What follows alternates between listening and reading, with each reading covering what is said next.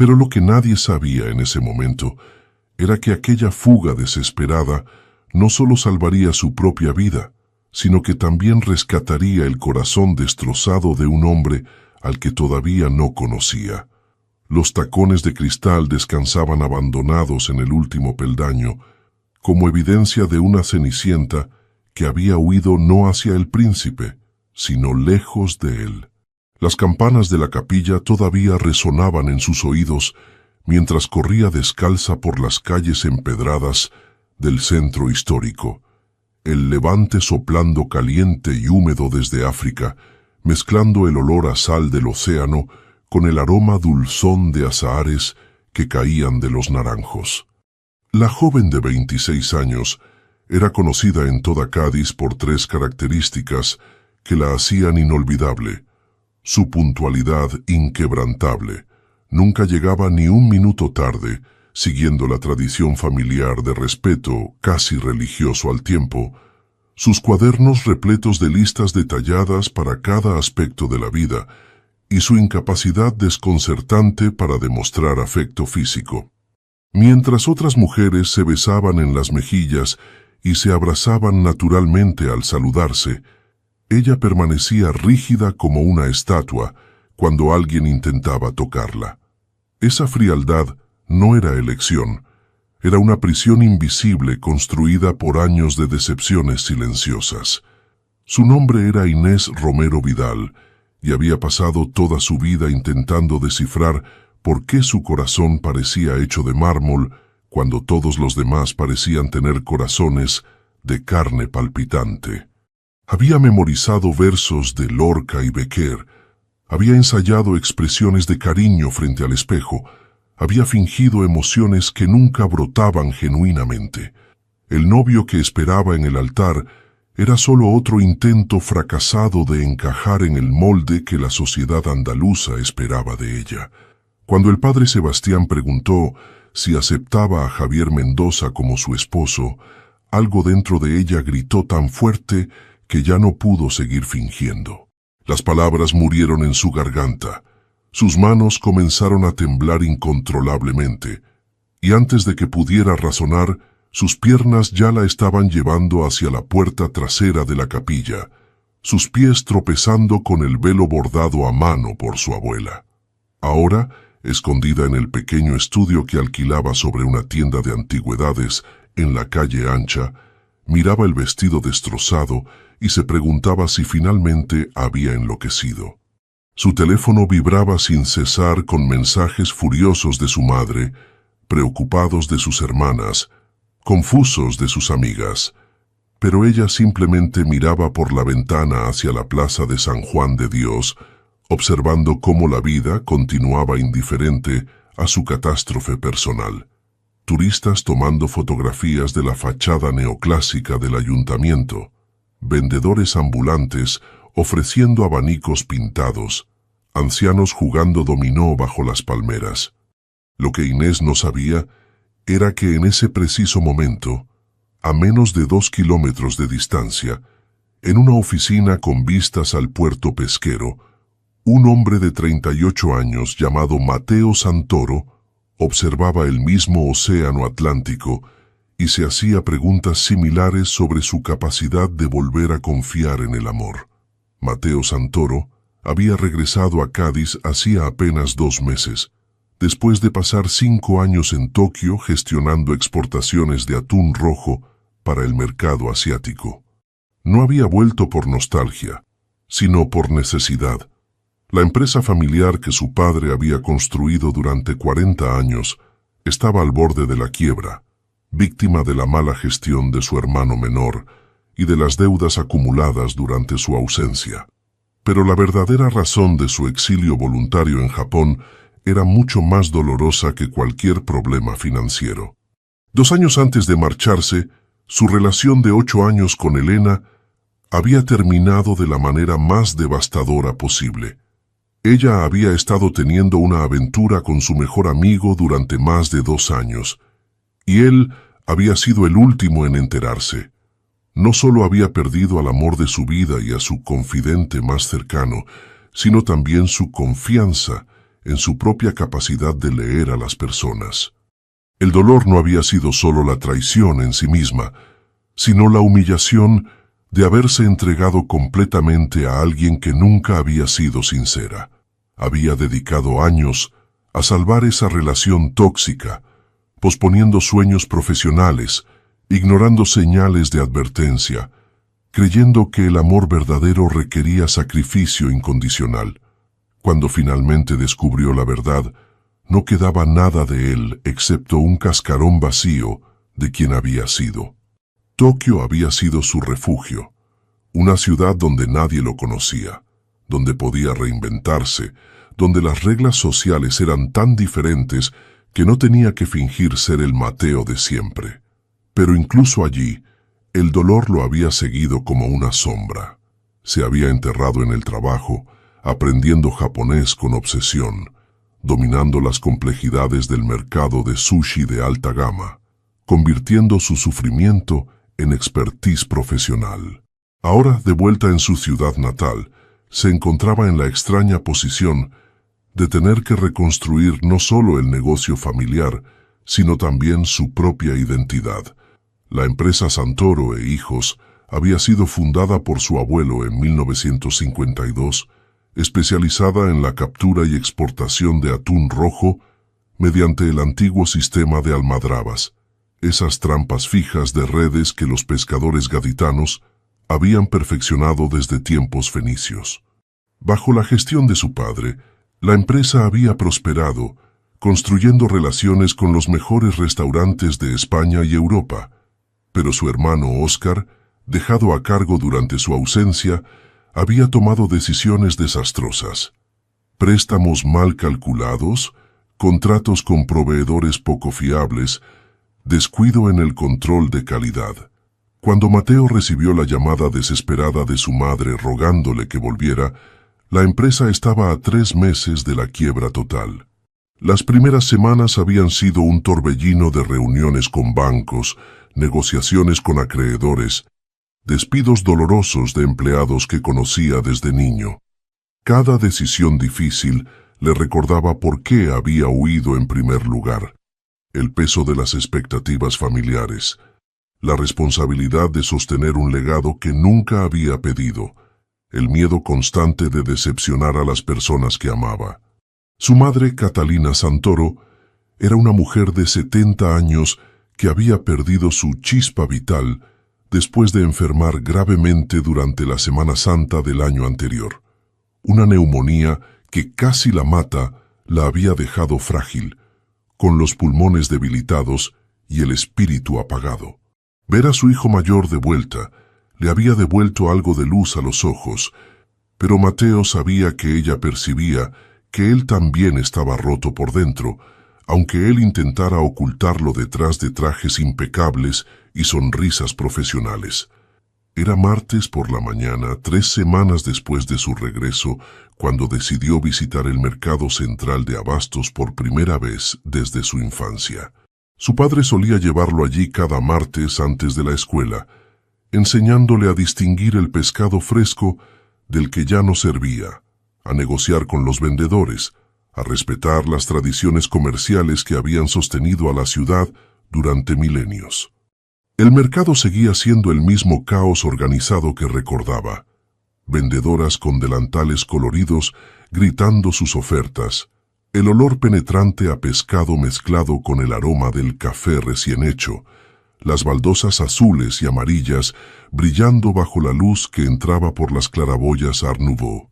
Se sentía como volver a casa, pero a una casa que ya no le pertenecía del todo. Fue allí, entre puestos de tomates y melones, donde la vio por primera vez. Inés llevaba 3 semanas escondiéndose del mundo. Había dejado su trabajo en el Archivo Histórico Provincial temporalmente, alegando una enfermedad que no tenía, evitaba a su familia que la llamaba a cada hora, y solo salía de su apartamento los martes por la mañana muy temprano para hacer compras en el mercado, cuando sabía que había menos posibilidades de encontrarse con conocidos. El escándalo de la boda cancelada había recorrido Cádiz como pólvora.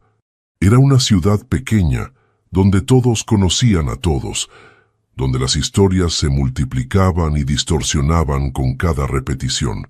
Javier, su exnovio, había sido más que comprensivo públicamente, lo que solo empeoró las cosas. Él era pintado como el novio perfecto injustamente abandonado, mientras ella era la mujer fría, calculadora, que había roto su corazón sin explicación. Pero lo que realmente la atormentaba no eran los chismes, sino la terrible claridad que había ganado después de huir. Durante 3 semanas, sola con sus pensamientos, había tenido que enfrentar una verdad que había evitado toda su vida. No estaba rota, simplemente era diferente. Su incapacidad para sentir amor romántico intenso no era un defecto que pudiera corregir con suficiente esfuerzo, sino quizás simplemente la manera en que estaba hecha. El martes por la mañana, vestida con un simple vestido de lino azul y el cabello oscuro recogido en una trenza desprolija, caminaba entre los puestos del mercado con su cuaderno gastado, anotando precios y haciendo cálculos mentales de su presupuesto. La rutina la calmaba, la predictibilidad de saber qué vendedora tendría los mejores pimientos, qué hora había menos multitud, qué camino tomar para evitar las secciones más ruidosas. Estaba negociando el precio de tomates con la señora Mercedes, una vendedora anciana que usaba un delantal verde brillante y que la había conocido desde niña, cuando sintió que alguien la observaba. No era la mirada curiosa de los chismosos que intentaban captar algún detalle jugoso para compartir, sino algo diferente, una atención silenciosa y respetuosa que hacía que su piel hormigueara de una manera extraña. Se giró y lo vio por primera vez. Mateo Santoro estaba a unos metros de distancia, fingiendo examinar unas cajas de boquerones, pero era obvio que la estaba mirando.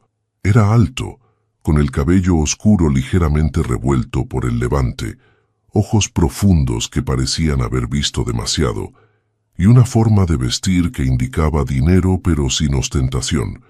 Camisa blanca remangada, pantalones de lino gris, zapatos italianos ligeramente manchados por la sal del puerto.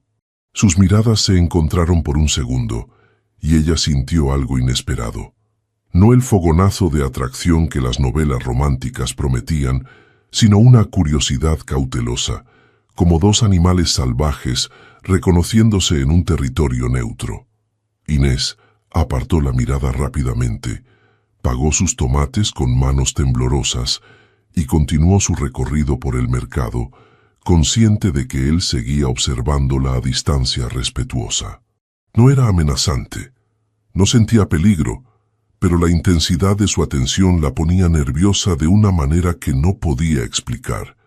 Estaba examinando unas berenjenas cuando su lista de compras se deslizó de entre las páginas de su cuaderno, flotando hacia el suelo empapado de agua y restos de verduras. Antes de que pudiera agacharse, él ya estaba allí, recogiendo el papel con movimientos precisos y cuidadosos. «Se te cayó esto», dijo con voz profunda, ligeramente ronca, con un acento gaditano suavizado por años de ausencia. Inés extendió la mano automáticamente para tomar el papel y sus dedos se rozaron brevemente. El contacto duró menos de un segundo, pero fue suficiente para que ella sintiera una descarga eléctrica que la hizo retroceder instintivamente, como si hubiera tocado algo caliente. Él notó su reacción, pero no hizo ningún comentario. Simplemente sonrió con una mezcla de comprensión y tristeza que sugería que él también conocía el dolor de ser diferente. «Gracias», murmuró Inés, tomando el papel sin volver a tocarlo, sus mejillas ardiendo con una vergüenza inexplicable. «Inés Romero», leyó él del nombre escrito en la parte superior de la lista, antes de que ella pudiera impedirlo. «Mi madre habla de ti. Dice que eres la única persona en el archivo que entiende realmente los manuscritos antiguos». Ella lo miró sorprendida. «¿Tu madre?» «Catalina Santoro. Va al archivo casi todas las semanas desde que se recuperó de su enfermedad». Dice que la poesía mística del siglo XVI es mejor medicina que cualquier cosa que le receten los doctores. A veces los hilos del destino se tejen tan finamente que apenas podemos verlos, hasta que de repente se vuelven imposibles de ignorar. El nombre Santoro resonó en su mente como una campana de alarma, pero no pudo ubicar por qué.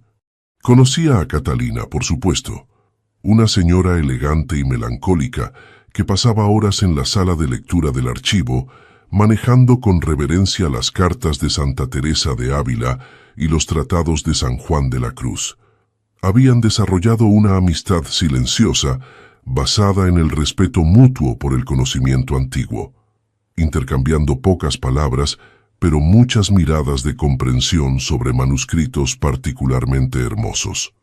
«Tu madre es una mujer extraordinaria», dijo Inés, encontrando terreno seguro en hablar de terceros en lugar de sobre sí misma.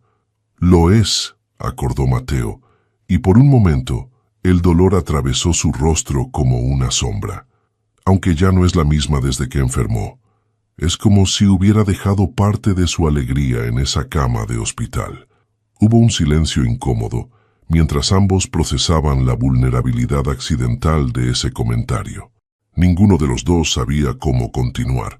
Ella torpe con las interacciones sociales normales. Él, demasiado consciente de haber compartido algo personal con una extraña. Fue la señora Mercedes quien rompió el momento, gritando desde su puesto: «Niña Inés, ¿vas a llevar esos pimientos o no? Tengo otros clientes esperando». Inés se sobresaltó como si despertara de un sueño. Murmuró una despedida apresurada y prácticamente huyó hacia el puesto de la señora Mercedes, su corazón latiendo con una intensidad que no recordaba haber sentido nunca. Mateo la observó alejarse, una sonrisa triste curvando sus labios.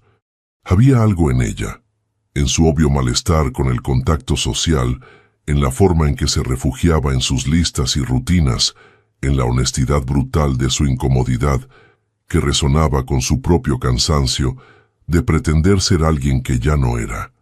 Mientras caminaba de vuelta a las oficinas del puerto, el sabor salado del aire marino en sus labios, Mateo tomó una decisión impulsiva. Volvería al mercado el próximo martes. No para acosarla, sino simplemente para estar allí, ofreciendo la posibilidad de una conversación si ella la quería, o la comodidad de una presencia familiar si no. No tenía ninguna expectativa romántica. Después de Elena, había decidido que el amor no era para él, que era más seguro mantener a las personas a distancia. Pero había algo en Inés Romero, algo en la forma en que ella también parecía estar luchando contra el mundo, que despertaba no deseo, sino una curiosidad profunda. A veces la conexión más poderosa no nace del flechazo instantáneo, sino del reconocimiento silencioso de dos almas que llevan las mismas cicatrices invisibles. Durante las siguientes 4 semanas, los martes por la mañana, en el mercado central de Abastos, se convirtieron en un ritual no hablado entre Inés y Mateo. Él llegaba alrededor de las 8:30, cuando el sol empezaba a calentar las calles empedradas y el olor a café recién hecho se mezclaba con el aroma a pescado fresco. Ella siempre estaba allí antes, meticulosa en su puntualidad, moviéndose entre los puestos con su cuaderno y su ruta cuidadosamente planificada. Los primeros martes simplemente intercambiaban saludos corteses, un «buenos días» cuando sus caminos se cruzaban, una sonrisa breve pero genuina, nada más. Él nunca se acercaba demasiado, respetando instintivamente su necesidad de espacio. Ella apreciaba esa consideración más de lo que podría expresar con palabras. En el tercer martes, él estaba examinando una caja de navajas cuando ella pasó cerca. Sin planificarlo, él comentó: «Estas son de las marismas de Sancti Petri, las mejores de la temporada». No era una invitación a conversar, solo un dato compartido, como si hablara consigo mismo. Inés se detuvo sorprendida por su propio interés. «¿Cómo puedes saberlo?». Por el tamaño y el color de la concha, explicó Mateo, manteniendo sus ojos en las navajas en lugar de mirarla directamente, lo que ella agradeció. Las de Sancti Petri tienen un tono más grisáceo, las de Barbate son más amarillentas. Mi padre me enseñó a diferenciarlas cuando tenía 7 años. ¿Tu padre también está en el negocio del pescado? Estaba. Murió hace 3 años. Un infarto súbito mientras supervisaba las almadrabas. Su voz era neutral, pero Inés percibió el dolor debajo de las palabras cuidadosamente controladas. Ella no dijo, lo siento, porque sabía por experiencia propia que esas palabras rara vez ayudaban. En su lugar preguntó, ¿te enseñó bien? Mateo finalmente la miró, y algo en su expresión se suavizó. Intentó. Yo era un estudiante terco. Quería hacer las cosas a mi manera, demostrando que sabía más que él. Ahora pagaría cualquier cosa por tener una lección más. Las lecciones más valiosas siempre llegan cuando ya es demasiado tarde para aplicarlas con quien más importaba. En el cuarto martes, ella lo buscó activamente por primera vez. Lo encontró en el puesto de aceitunas, discutiendo buenhumoradamente con el vendedor sobre la procedencia de unas aceitunas aliñadas. ¿Siempre tan específico con todo?, preguntó ella, sorprendiéndose a sí misma con el tono casi juguetón. Él se giró claramente encantado de verla. Solo con lo que importa. La comida importa. La honestidad comercial importa. Las pequeñas cosas que la gente ignora suelen ser las más importantes. Suenas como yo, admitió Inés, mostrando su cuaderno repleto de listas detalladas. Mi familia dice que soy obsesiva. Mis amigas piensan que soy aburrida, pero si no planifico todo, siento que el mundo se va a desintegrar. No es obsesión, dijo Mateo con una convicción sorprendente. Es autoprotección. Cuando ya te han traicionado suficientes veces, aprendes que solo puedes confiar en lo que controlas directamente. Fue la primera vez que alguien validó su necesidad de control sin intentar curarla de ello. Inés sintió algo aflojarse en su pecho, como si una cuerda tensa que había estado sosteniendo durante años finalmente se relajara un poco. En el quinto martes, tomaron café juntos por primera vez. No en un café romántico con velas y música suave, sino en el pequeño bar dentro del mercado, de pie en la barra, rodeados del bullicio de vendedores y compradores. Él tomaba su café solo y caliente. Ella, con un poco de leche y 2 terrones de azúcar exactamente. Hablaron sobre trabajo. Ella le contó sobre su labor como restauradora de manuscritos antiguos, sobre la paciencia infinita requerida para preservar documentos que databan del siglo XV, sobre la satisfacción de devolver la legibilidad a palabras que habían estado borradas durante siglos. Él describió el negocio de exportación de atún, los desafíos de mantener la calidad durante el transporte internacional, la complejidad de negociar con compradores japoneses que podían detectar la menor imperfección. Mientras hablaban, Inés se dio cuenta de algo fundamental. No sentía la presión constante de fingir que sentía con otras personas. No tenía que forzar sonrisas exageradas, ni simular entusiasmo que no sentía. Mateo parecía contentarse con su compañía tal como era, reservada, analítica, emocionalmente contenida. En el sexto martes llovía, una de esas lluvias gaditanas que llegaban del Atlántico sin aviso, empapando las calles en minutos. El mercado estaba casi vacío, solo los vendedores más dedicados y unos pocos compradores necesitados. Inés llegó puntual como siempre, su paraguas negro goteando agua sobre las baldosas. Mateo ya estaba allí, esperando bajo el techo de cristal del mercado, con 2 vasos de café humeante en las manos. «Pensé que vendrías de todos modos», dijo él simplemente, ofreciéndole uno de los vasos. 2 azúcares, un poco de leche. Ella tomó el café, sus dedos rozando los de él brevemente, y esta vez no se apartó de inmediato. El calor del vaso se extendía por sus manos frías y mojadas, pero era el gesto en sí mismo. El hecho de que él hubiera prestado atención a cómo tomaba su café, que hubiera estado seguro de que ella vendría a pesar del mal tiempo, lo que calentaba algo más profundo dentro de ella. «Nunca falto a mis rutinas», admitió ella, sorbiendo el café que estaba exactamente como le gustaba. «Lo sé. Es una de las cosas que me gustan de ti». El comentario flotó entre ellos, simple y honesto, sin expectativas adjuntas. No fue una declaración de amor ni una invitación romántica, solo una observación fáctica que de alguna manera significaba más que cualquier cumplido florido. Pasaron esa mañana lluviosa caminando juntos por el mercado casi vacío, Mateo compartiendo historias sobre cada puesto, cómo la señora Mercedes había sido amiga de su abuela, cómo el vendedor de mariscos había salvado a su hermano de ahogarse cuando eran niños, cómo este mercado había sido el corazón de Cádiz durante generaciones. Inés escuchaba fascinada, no por las historias en sí mismas, sino por la forma en que él las contaba, sin drama artificial, sin embellecimientos innecesarios, solo hechos presentados con el afecto de alguien que realmente amaba el lugar y su gente. Cuando finalmente la lluvia amainó y era hora de partir, él preguntó casualmente, «¿Te gustaría venir conmigo algún día al puerto pesquero? Ver cómo llega el atún fresco de las almadrabas. Es madrugada, alrededor de las 5, pero es especial, como ver algo que ha sucedido exactamente de la misma manera durante 3000 años». Inés debería haber dicho que no.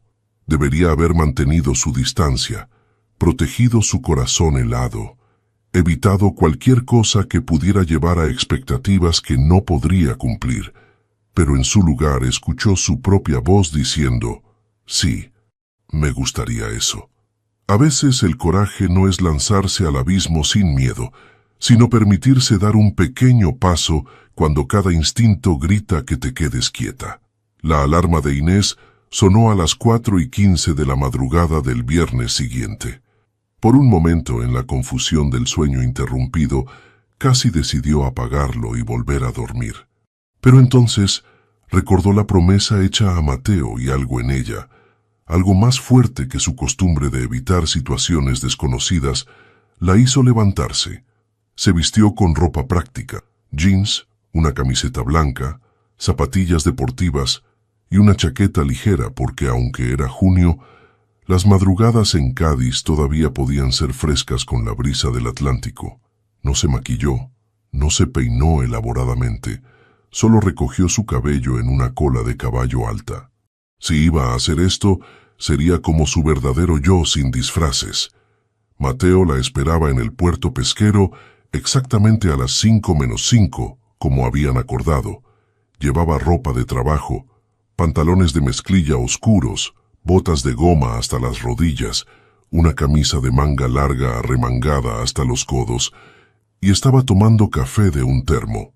Cuando la vio llegar, su sonrisa fue genuina y cálida, pero sin efusividad abrumadora. «Pensé que tal vez habrías cambiado de opinión», admitió él ofreciéndole el termo. «Yo también», confesó Inés, tomando un sorbo del café fuerte y amargo, sin azúcar esta vez. «Pero aquí estoy». El puerto pesquero a esa hora era un mundo completamente diferente del Cádiz diurno que ella conocía. Las embarcaciones se mecían suavemente en el agua oscura que reflejaba las luces amarillas de los muelles. El olor a sal, algas y pescado era intenso y penetrante. Pescadores con caras curtidas por el sol y el viento preparaban sus redes, hablando en voz baja en ese español gaditano cerrado que a veces sonaba casi como otro idioma. Mateo la guió por el muelle principal hacia donde las almadrabas, esas embarcaciones tradicionales que parecían no haber cambiado en siglos, estaban empezando a llegar con la captura de la noche.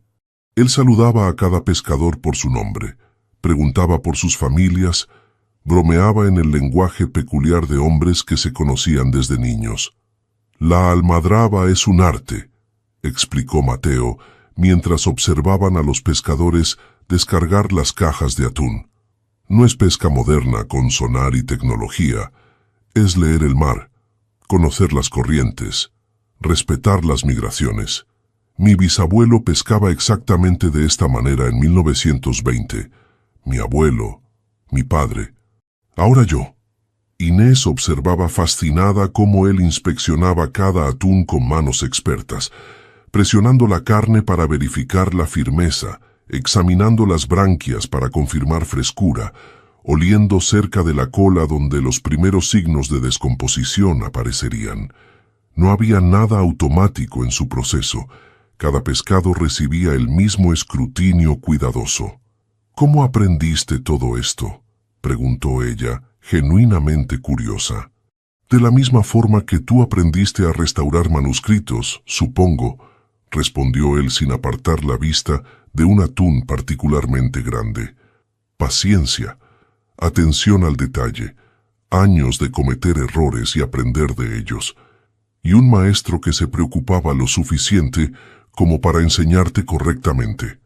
Pasaron las siguientes 2 horas así, él trabajando, ella observando, conversaciones breves intercaladas con largos silencios cómodos.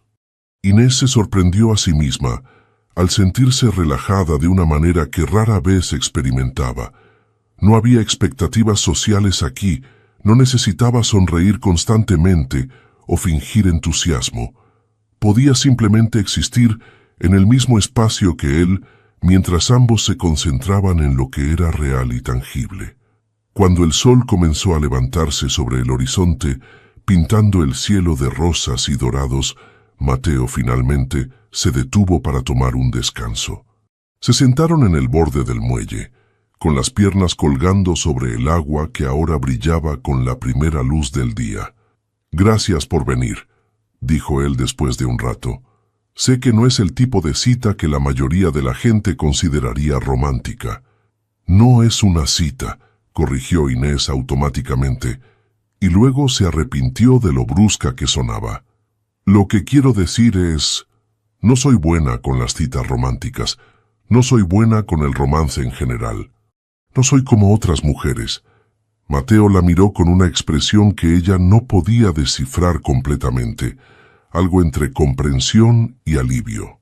«Bien, porque yo no soy como otros hombres, al menos no como solía ser. El romance tradicional, ya no creo en eso. Las promesas grandes, los gestos dramáticos, las palabras bonitas que no significan nada. Todo eso me falló antes. La honestidad más cruda puede ser el fundamento más sólido para construir algo verdadero».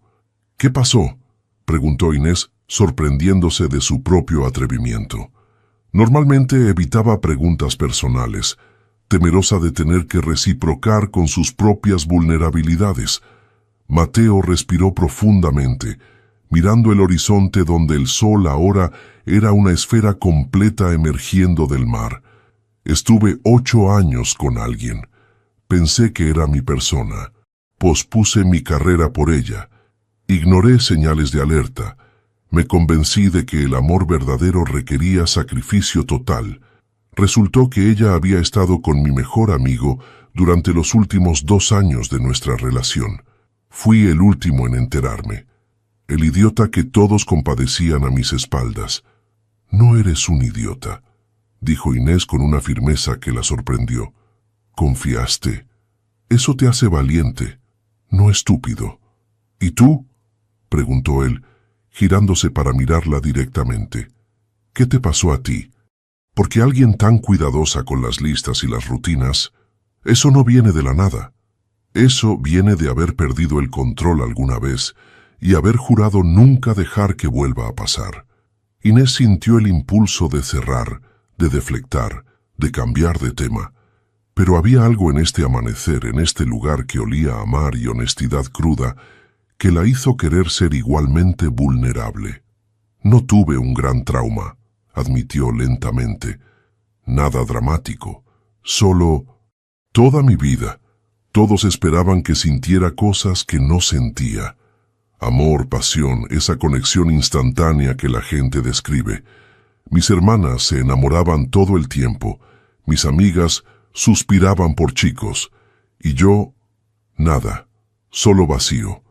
Memoricé cómo se suponía que debía actuar, como si el amor fuera un guión que podía aprender de memoria. Me prometí con Javier porque después de 5 años de salir, parecía lo siguiente lógico. Pero cuando el cura preguntó si lo aceptaba, me di cuenta de que iba a pasar el resto de mi vida fingiendo sentir algo que nunca llegaría. Así que huí. ¿Te arrepientes? No. Me arrepiento de haberlo llevado tan lejos. Me arrepiento de haberle hecho daño, pero no me arrepiento de haberme salvado de una vida de mentiras. Mateo asintió lentamente, procesando sus palabras. Luego dijo algo que Inés nunca olvidaría. ¿Y si no tiene que ser así? ¿Y si el amor puede ser una elección consciente en lugar de un rayo que cae del cielo? ¿Y si puede construirse con decisiones diarias, como construir un barco, tabla por tabla? Inés lo miró, con los ojos muy abiertos. ¿Crees que eso es posible?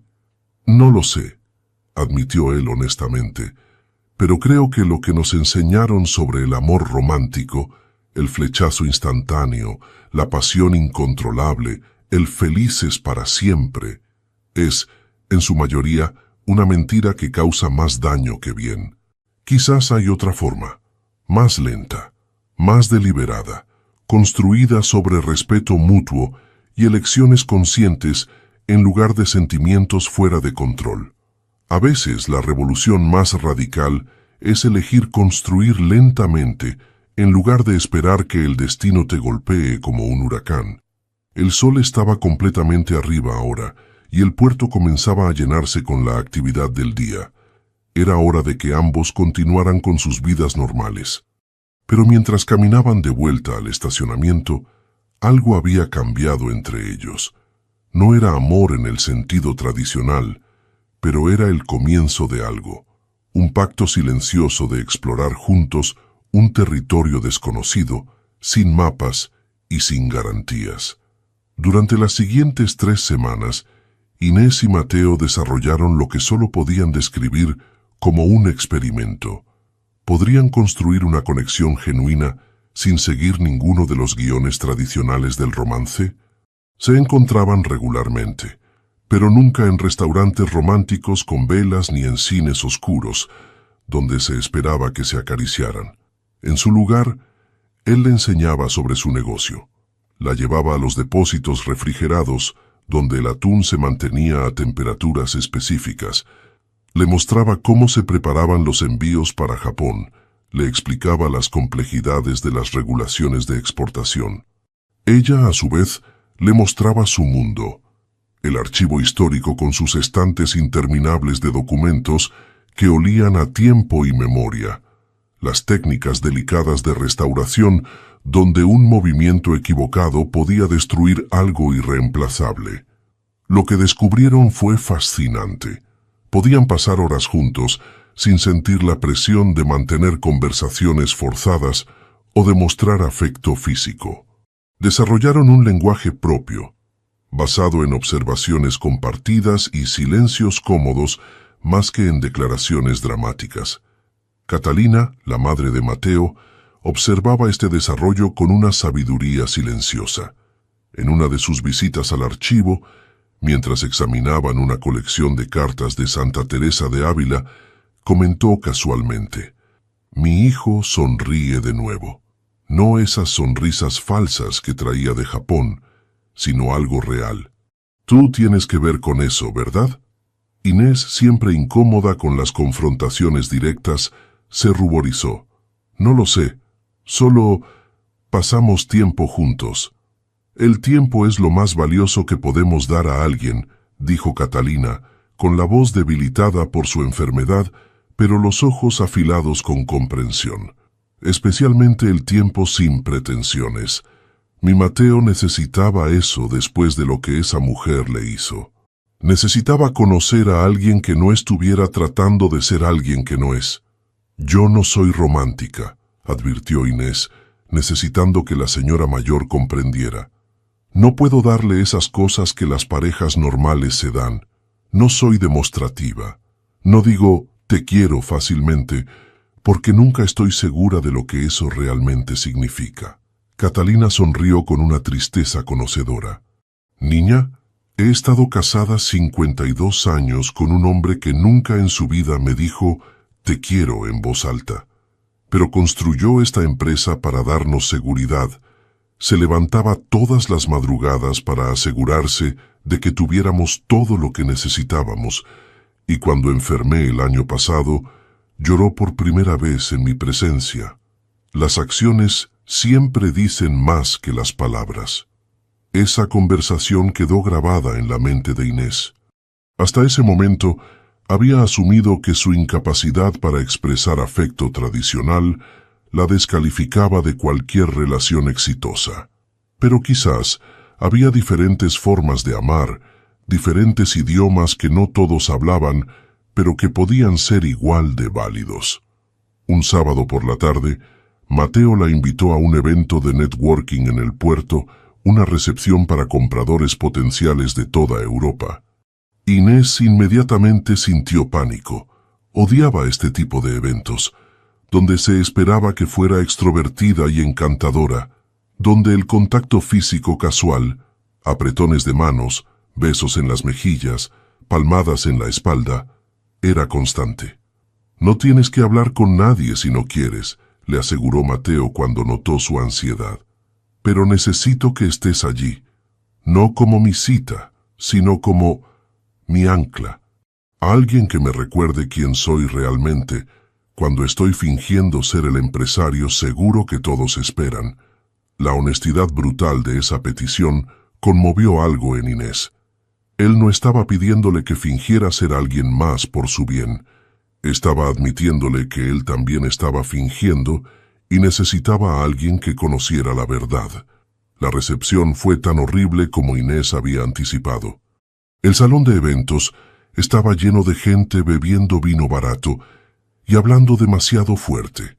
El aire acondicionado no funcionaba correctamente, y todos parecían conocerse mutuamente, excepto ella. Mateo se transformaba cuando hablaba con clientes potenciales. Su voz se volvía más profunda y más autoritaria, su risa más ruidosa, sus gestos más expansivos. Era un performance, y ella era probablemente la única persona en la sala que podía verlo. Durante un descanso, él la encontró escondida en el balcón, mirando el puerto mientras el sol se ponía. No dijo nada, solo se paró a su lado, y gradualmente su respiración se normalizó, su postura se relajó, su máscara social se deslizó. Odio esto, admitió finalmente. Fingir que me importa si a alguien le gusta mi atún, cuando realmente solo estoy tratando de salvar el legado de mi padre. Pretender que soy este empresario brillante, cuando la mitad del tiempo no tengo idea de lo que estoy haciendo. Lo estás haciendo bien, dijo Inés con su franqueza característica. Los vi, te respetan, te creen. ¿Pero ves el problema? Me creen porque estoy mintiendo convincentemente, exactamente lo que Elena hizo conmigo. ¿En qué me convierte eso? La línea entre adaptación social necesaria y traición al yo verdadero es más delgada de lo que cualquiera quiere admitir. Inés consideró esto cuidadosamente antes de responder. Te convierte en alguien que hace lo necesario para sobrevivir. No le estás mintiendo sobre quién eres fundamentalmente. Les estás mostrando la versión de ti que ellos necesitan ver para hacer negocios. Eso no es deshonestidad, es traducción social. Como cuando yo finjo que me gusta abrazar a la gente para que no se sientan rechazados. No estoy mintiendo sobre mis sentimientos. Estoy navegando un mundo que no está construido para personas como nosotros. Mateo la miró con algo cercano a la reverencia. ¿Cuándo te volviste tan sabia? No soy sabia, solo estoy cansada de sentirme culpable por ser diferente. En ese momento, Mateo hizo algo que cambió todo. Extendió su mano hacia ella, palma hacia arriba, sin acercarse más. Era una invitación, no una demanda. Ella podía tomar su mano o no. Él respetaría cualquier elección. Inés miró la mano extendida por un largo momento. En su cabeza, una guerra se libraba entre el instinto de retirarse y el deseo novedoso de conectar. Finalmente, lenta y deliberadamente, colocó su mano sobre la de él.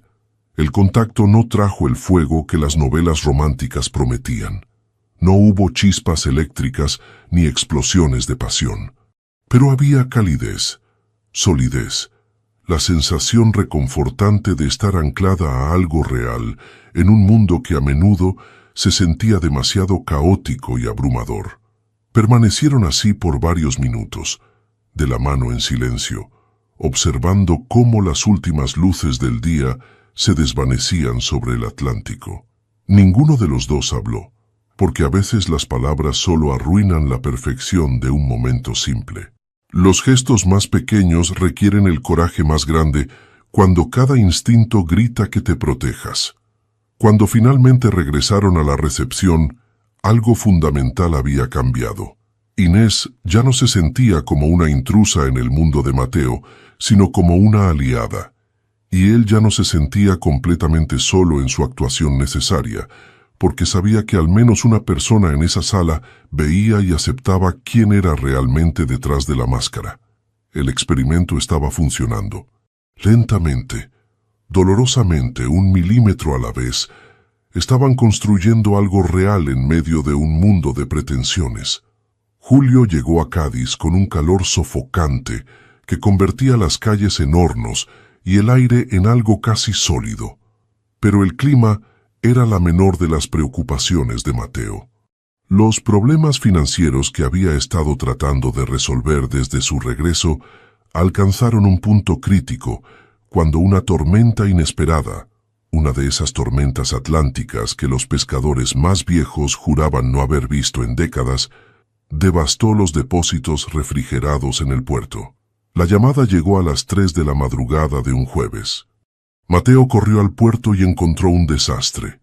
El sistema eléctrico dañado por la tormenta, los refrigeradores fallando, toneladas de pescado comenzando a echarse a perder en el calor. Entre ellas, había piezas completas de atún rojo que valían fortunas en el mercado japonés, ahora convirtiéndose en pérdidas totales. Los trabajadores hacían lo que podían con hielo de emergencia, pero era demasiado poco, demasiado tarde. Mateo observaba impotente mientras se evaporaba el trabajo de meses. No era solo dinero, era el último aliento de la empresa familiar antes de la asfixia completa. Cuando Inés llegó al puerto esa mañana, porque de alguna manera Catalina la había contactado, intuyendo que Mateo necesitaba apoyo, lo encontró sentado en el muelle, con la cabeza entre las manos, rodeado del olor nauseabundo a pescado descompuesto. «Se acabó», dijo él, sin levantar la vista. «No hay forma de recuperarse de esto. Los bancos ya estaban impacientes. Esto les dará la excusa perfecta para cerrar el crédito. En 2 meses, Santoro e Hijos dejará de existir.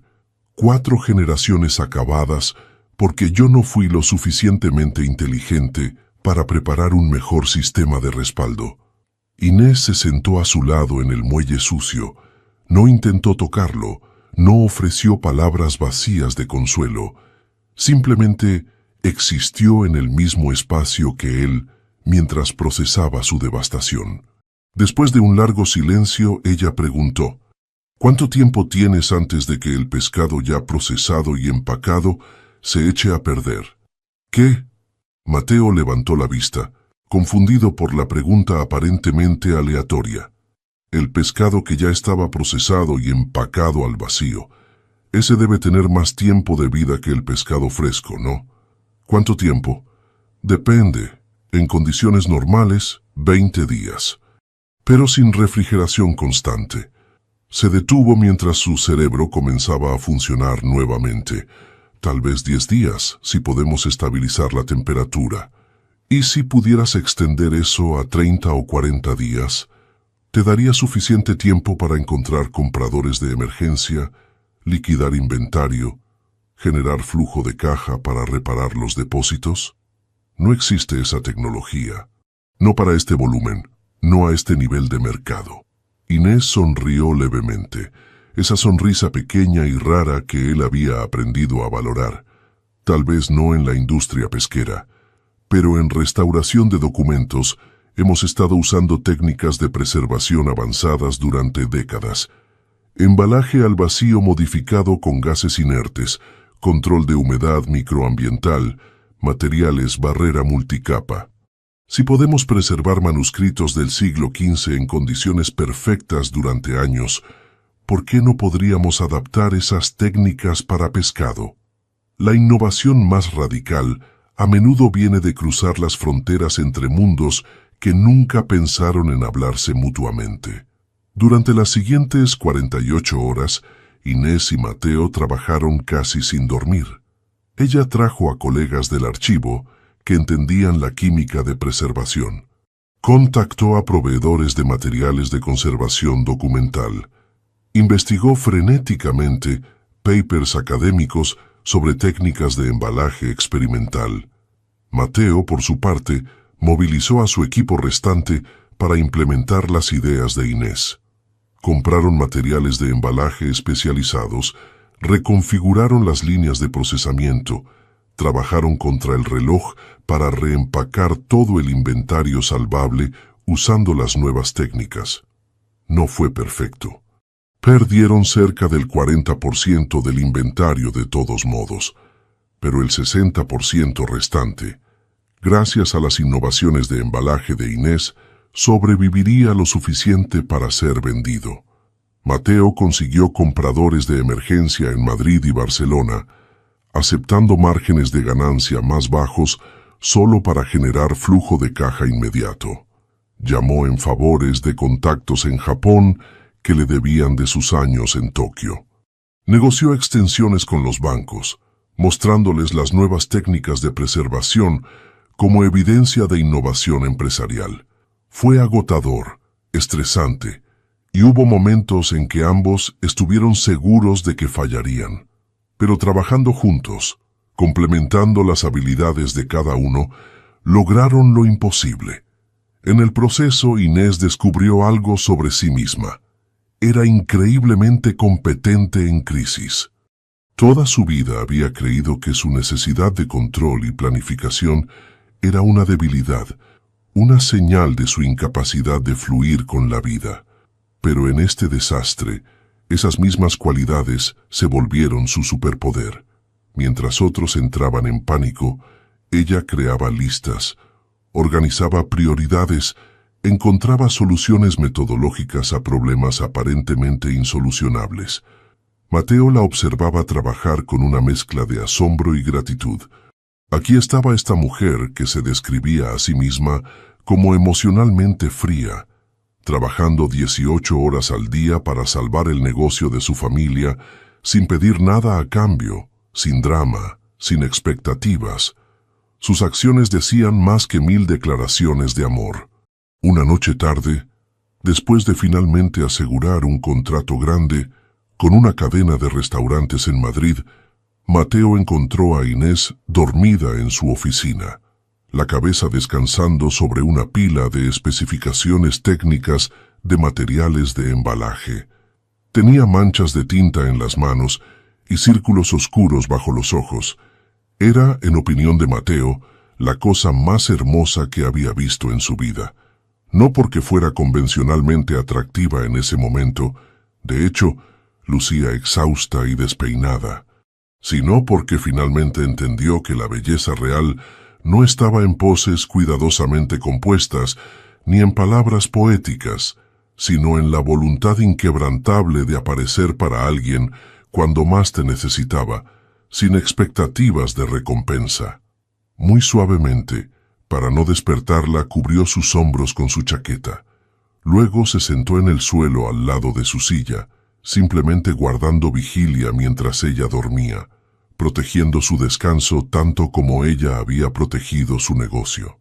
El amor verdadero se revela no en los momentos de triunfo brillante, sino en las trincheras del desastre compartido, donde las máscaras se caen porque no hay energía para mantenerlas. Cuando Inés despertó horas después y encontró a Mateo dormido en el suelo junto a ella, con su chaqueta todavía sobre sus hombros, algo se quebró en el hielo de su corazón. No fue un descongelamiento dramático, sino una grieta pequeña, pero significativa. A través de esa grieta, filtró algo cálido y aterrador, el comienzo de lo que podría eventualmente convertirse en amor. La crisis financiera fue superada, pero dejó a Mateo en un estado de vulnerabilidad que no había experimentado desde el final de su relación con Elena.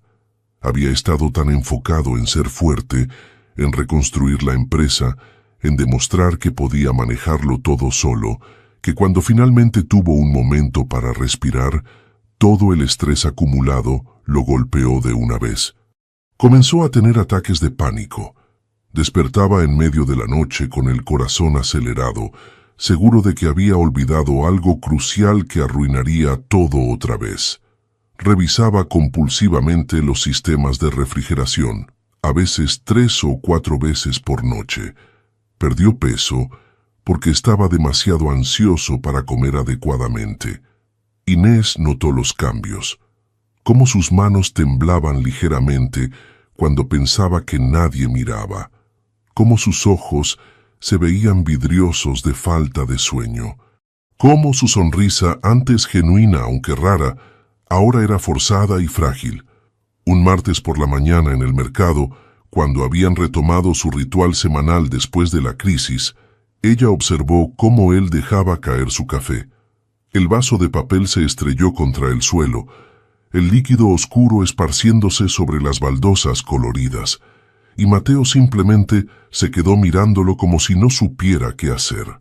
«Mateo», dijo ella suavemente, «no estás bien». «Estoy bien», mintió automáticamente. «Solo cansado. Ha sido un mes difícil». «No, no estás bien, y necesitas ayuda». La palabra ayuda pareció romper algo en él. Sus ojos se llenaron de lágrimas que intentó desesperadamente parpadear. «No puedo permitirme no estar bien. Hay demasiada gente dependiendo de mí. La empresa, los empleados, mi madre. Si me derrumbo, todos se derrumban conmigo».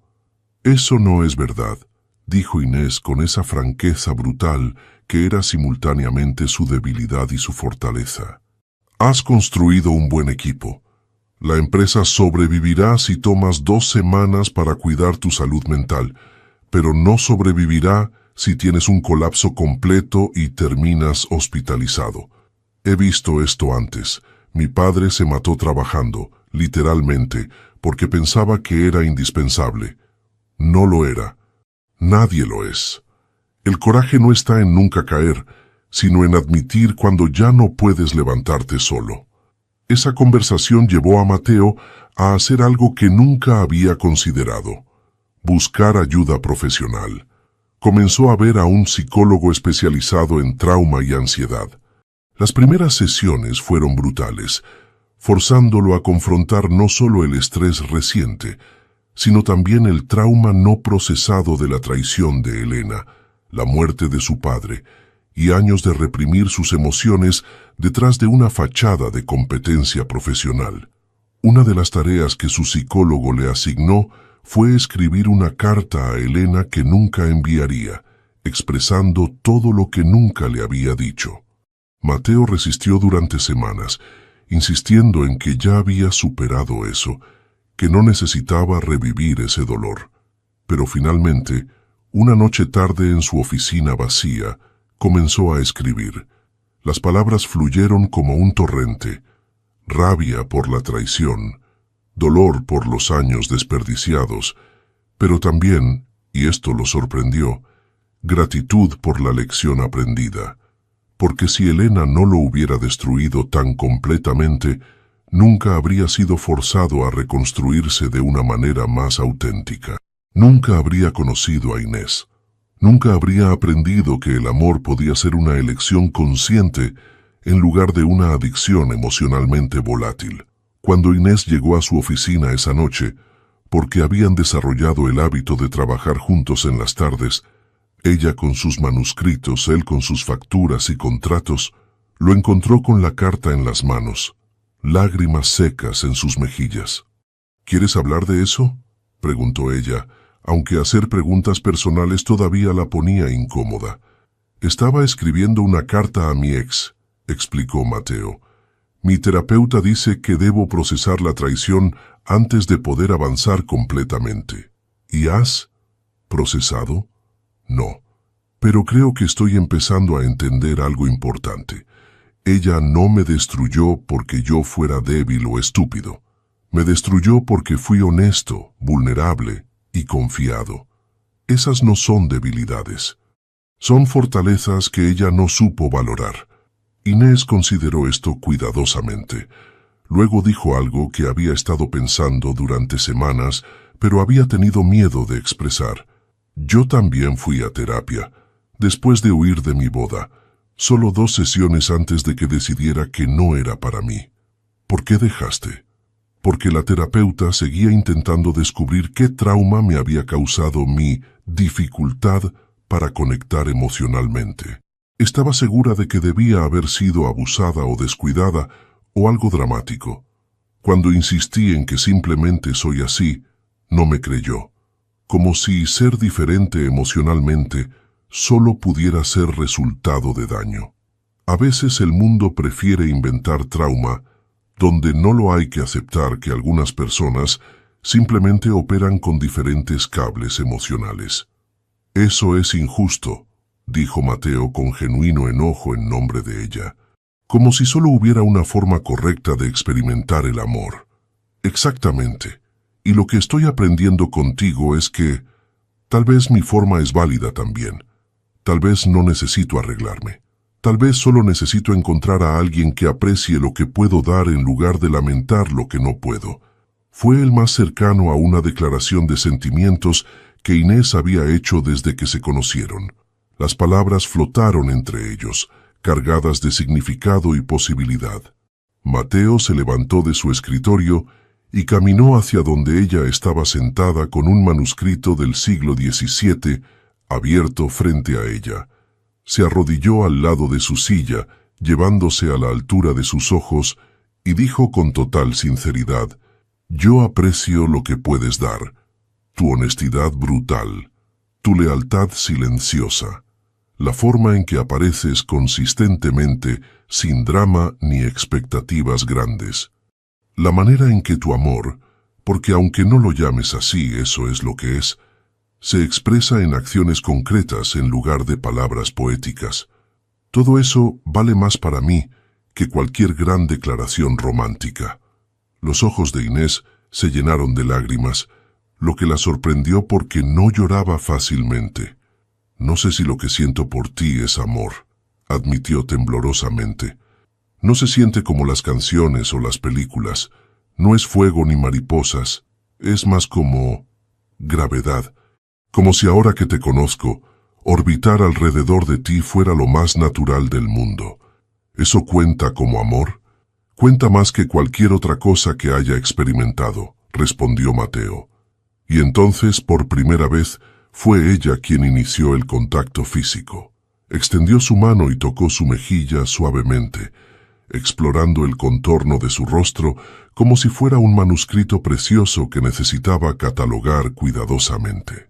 Él permaneció completamente quieto, dejándola tomar el control del momento, respetando su ritmo. Cuando finalmente se besaron, no fue el beso apasionado de las películas románticas. Fue tentativo, explorador, un poco torpe, pero fue real, honesto y completamente suyo. Agosto trajo consigo no solo calor sofocante, sino también un descubrimiento que amenazó con destruir todo lo que Inés y Mateo habían construido juntos. Inés estaba catalogando una nueva colección de documentos comerciales del siglo XX, recientemente donados al archivo, cuando encontró algo que hizo que su corazón se detuviera. Contratos de sociedad comercial de 1955 entre dos hombres llamados Antonio Romero y Giuseppe Santoro, su abuelo y el abuelo de Mateo. Al principio pensó que debía ser una coincidencia. Romero y Santoro eran apellidos comunes en Cádiz. Pero mientras leía más documentos, correspondencia comercial, registros de envíos, finalmente una carta llena de acusaciones amargas, la terrible verdad se reveló. Los abuelos de ambos habían sido socios fundadores de lo que eventualmente se convirtió en Santoro e Hijos. Antonio Romero había aportado capital inicial y contactos comerciales. Giuseppe Santoro había aportado expertise pesquera y acceso a las almadrabas. Durante casi 10 años, la asociación había prosperado. Pero entonces, según los documentos, había surgido una disputa sobre una deuda. Antonio Romero afirmaba que Giuseppe Santoro le debía dinero de inversiones no contabilizadas. Giuseppe Santoro insistía en que el dinero había sido un regalo, no un préstamo. La desconfianza creció. Las acusaciones se volvieron más severas. Finalmente, en 1965, la sociedad se disolvió en circunstancias amargas. Lo peor era la carta final, escrita por Antonio Romero a Giuseppe Santoro. No quiero volver a ver tu cara ni la de ningún Santoro mientras viva. Has robado mi confianza y mi inversión. Que tu conciencia te persiga por el resto de tus días, ladrón y mentiroso. Jamás permitiré que ningún descendiente mío tenga contacto con tu familia maldita.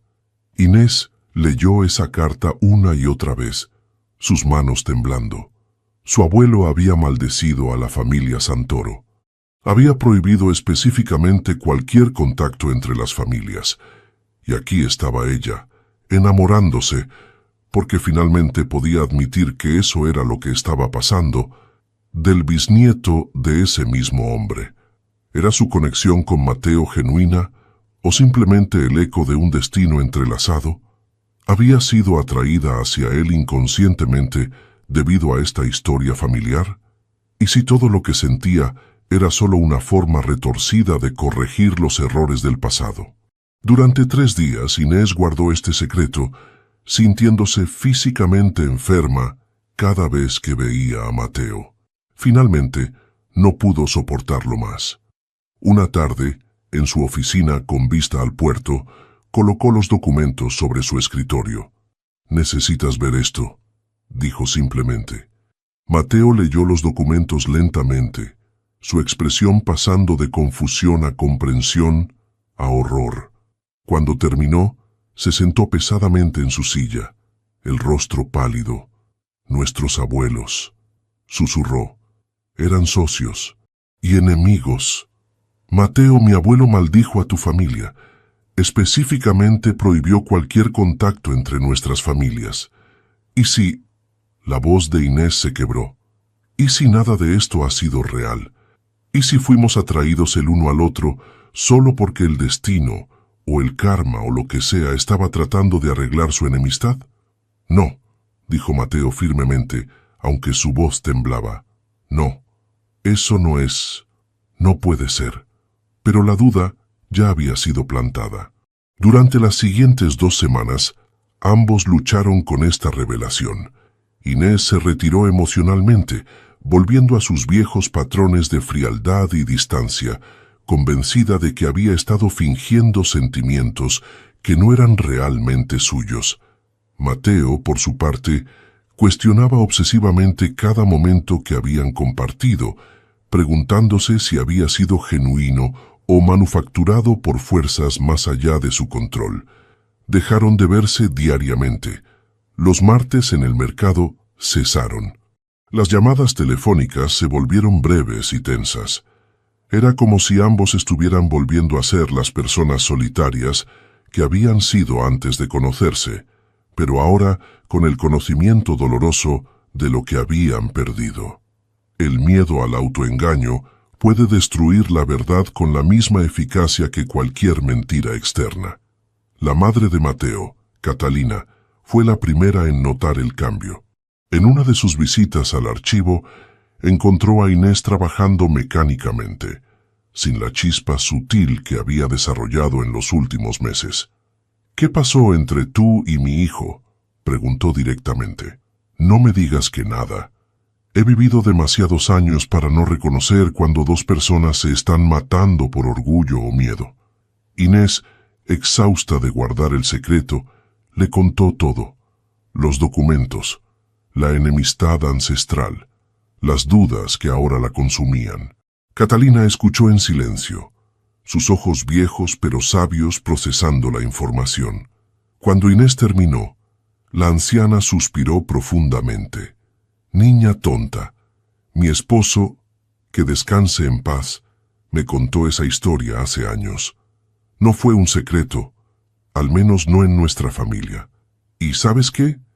Mi suegro Giuseppe Santoro, al final de su vida, admitió que había estado equivocado en esa disputa, que el orgullo lo había cegado, que Antonio Romero había tenido razón sobre el dinero.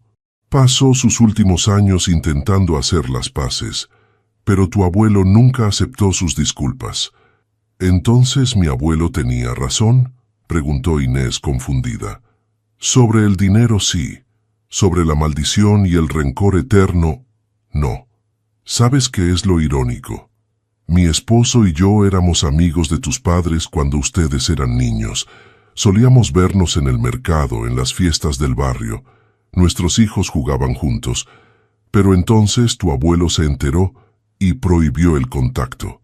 Mi suegro murió poco después, llevándose su culpa a la tumba. Y 2 generaciones fueron envenenadas por el orgullo de hombres que ya ni siquiera están vivos». Las palabras de Catalina resonaron en la mente de Inés durante días. Si las familias habían estado conectadas todo el tiempo, si sus caminos se habían cruzado repetidamente a lo largo de las décadas, a pesar de la supuesta maldición, entonces quizás su conexión con Mateo no era el destino tratando de corregir el pasado, sino simplemente 2 personas encontrándose a pesar de las barreras artificiales creadas por generaciones anteriores. Pero aún tenía miedo. Miedo de que sus sentimientos no fueran reales, de que estuviera proyectando lo que creía que debería sentir en lugar de lo que genuinamente sentía. Fue Mateo quien finalmente forzó la confrontación. Apareció en su apartamento una noche lluviosa de agosto, empapado y claramente desesperado. «Necesito saber», dijo sin preámbulos cuando ella abrió la puerta. «Lo que sentiste por mí, lo que dijiste que sentías, ¿era real? ¿O solo te convenciste de ello porque pensabas que era tu destino o alguna mierda así?» Inés lo miró. Este hombre que la conocía mejor que nadie, que había respetado sus límites mientras simultáneamente la desafiaba a crecer, que la había defendido sin pedir nada a cambio. Y de repente, con una claridad que cortaba a través de todas sus dudas, supo la respuesta. Era real, dijo con una certeza que nunca había sentido sobre nada emocional en su vida. Es real. No se siente como las películas prometen. No es fuego ni pasión descontrolada, pero es real. Es la cosa más real que he sentido en mi vida. Las lágrimas corrían por las mejillas de Mateo, mezclándose con la lluvia. ¿Cómo puedes estar segura? Después de todo lo que dijiste sobre no poder sentir amor, porque cuando no te vi durante 2 semanas, fue como si parte de mi mundo se hubiera vuelto gris. Porque pienso en ti cuando debería estar concentrada en el trabajo. Porque la idea de que puedas encontrar a alguien más me hace sentir físicamente enferma, porque me importas más que mi necesidad de estar en control, y para mí eso es más significativo que cualquier declaración de amor eterno. La certeza más profunda viene no de sentimientos explosivos, sino de la quieta devastación de imaginar la vida sin la otra persona. Mateo entró al apartamento, y por primera vez, fue él quien necesitó ser sostenido. Inés lo abrazó. torpemente al principio, porque abrazar todavía no era natural para ella, mientras él se permitía finalmente llorar por todo, por su padre muerto, por la traición de Elena, por el miedo de perder a Inés, por el peso de cargar el legado familiar. Ella no intentó consolarlo con palabras vacías, ni decirle que todo estaría bien. Simplemente lo sostuvo, ofreciendo la solidez de su presencia, el regalo más precioso que podía dar. Los días siguientes a esa noche lluviosa trajeron una nueva fase en su relación. Habían sobrevivido la crisis de duda, y eso los había fortalecido de maneras que no anticiparon. Decidieron enfrentar activamente el pasado de sus familias.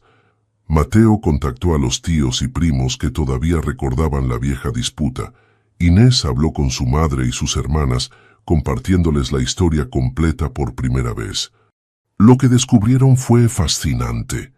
La mayoría de la generación actual no entendía realmente por qué había tanta animosidad entre las familias. Era un rencor heredado, mantenido vivo más por inercia que por convicción genuina. La madre de Inés, al escuchar la historia completa y saber sobre la relación con Mateo, lloró. «Tu abuelo era un hombre terco», admitió. «Mantenía rencores como otros coleccionan sellos, pero él está muerto y tú estás viva. ¿Por qué deberías cargar con sus errores?» Uno de los tíos de Mateo fue más allá, revelando que Giuseppe Santoro había dejado una carta para ser abierta después de su muerte, en la que expresaba su profundo arrepentimiento por la disputa y su deseo de que futuras generaciones pudieran reconciliarse. Esa carta nunca había sido entregada a la familia Romero porque para cuando Giuseppe murió, nadie sabía dónde encontrarlos. Armados con estas revelaciones, Inés y Mateo hicieron algo audaz. Organizaron una cena familiar conjunta. No una reunión grande y formal, sino algo íntimo. La madre de Inés, Catalina, los hermanos de ambos y un puñado de tíos y primos. La cena fue incómoda al principio. Décadas de desconfianza heredada no desaparecen con una invitación a cenar. Pero mientras compartían comida, las tortillas de camarones que eran especialidad de la familia Romero, el atún a la plancha que Mateo preparó con la receta secreta de Giuseppe, las historias comenzaron a fluir. Descubrieron que tenían más en común de lo que habían imaginado. Ambas familias habían luchado con las mismas dificultades económicas durante los años de Franco. Ambas habían perdido miembros en accidentes de pesca. Ambas valoraban la lealtad y el trabajo duro por encima de todo. La disputa de los abuelos comenzó a parecer lo que realmente era, un malentendido trágico entre dos hombres igualmente tercos. Mientras observaba a las dos familias finalmente conversar y reír juntas, Inés sintió algo profundo moverse en su pecho. No era solo satisfacción por haber ayudado a sanar una vieja herida, sino el reconocimiento de que ella y Mateo habían creado algo nuevo, una forma de estar juntos que no dependía de corregir el pasado, sino de construir deliberadamente un futuro diferente. Las familias son como barcos antiguos, llevan las marcas de todas las tormentas que sobrevivieron, pero son capaces de navegar hacia nuevos horizontes si alguien tiene el coraje de cambiar el rumbo. Pero no todo era reconciliación tranquila. El exnovio de Inés, Javier, quien había estado relativamente callado durante meses, eligió ese momento para escalar sus ataques. Comenzó a difundir rumores más maliciosos. Que Inés había estado planeando la relación con Mateo, incluso antes de cancelar la boda, que había usado los contactos de Javier para beneficiar el negocio de Mateo, que toda su historia de no poder amar era una mentira elaborada para manipular a hombres ricos. Los rumores se extendieron por el barrio del Pópulo como fuego en hierba seca. Inés comenzó a recibir miradas hostiles en el mercado. Algunas de las vendedoras que la habían conocido desde niña ahora la evitaban. Una tarde encontró «mentirosa» escrito con jabón en la ventana de su apartamento. Mateo estaba furioso y quería confrontar a Javier públicamente, pero Inés lo detuvo. Si reaccionamos con ira, solo confirmamos que nos importa lo que dicen. Si reaccionamos con gracia, eventualmente se quedarán sin material. ¡Gracia! Mateo casi gritó. Están destruyendo tu reputación. Mi reputación se destruyó cuando huí de mi propia boda. Estas son solo capas adicionales sobre ruinas existentes. Pero, ¿sabes qué?